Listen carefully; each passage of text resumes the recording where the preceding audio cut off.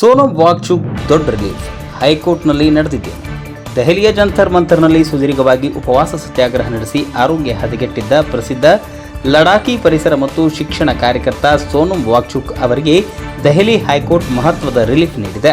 ಅವರನ್ನು ಪ್ರಸ್ತುತ ಚಿಕಿತ್ಸೆ ಪಡೆಯುತ್ತಿರುವ ಸರ್ಕಾರಿ ಸ್ವಾಮ್ಯದ ಸಫ್ಜಂಗ್ ಆಸ್ಪತ್ರೆಯಿಂದ ಅವರದ್ದೇ ಆಯ್ಕೆಯ ಖಾಸಗಿಯ ಮೇಧಾಂತ್ ಆಸ್ಪತ್ರೆಗೆ ಸ್ಥಳಾಂತರಿಸಲು ಹೈಕೋರ್ಟ್ ಮಂಗಳವಾರ ಅನುಮತಿ ನೀಡಿದೆ.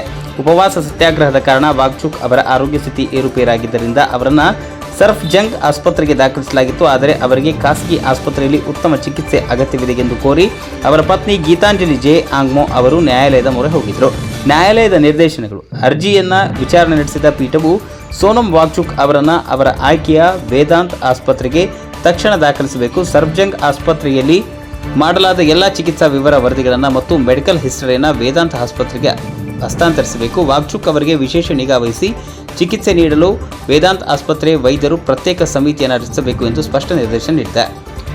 ಸೋನಂ ವಾಂಗ್ಚುಕ್ ಅವರಿಗೆ ಸಫ್ಜಂಗ್ ಆಸ್ಪತ್ರೆಯಲ್ಲಿ ಚಿಕಿತ್ಸೆ ಮುಂದುವರಿಸಬೇಕೆಂಬ ಕೇಂದ್ರ ಸರ್ಕಾರದ ನಿರ್ಧಾರವನ್ನು ನ್ಯಾಯಾಲಯ ಎತ್ತಿ ಹಿಡಿದಿತ್ತು.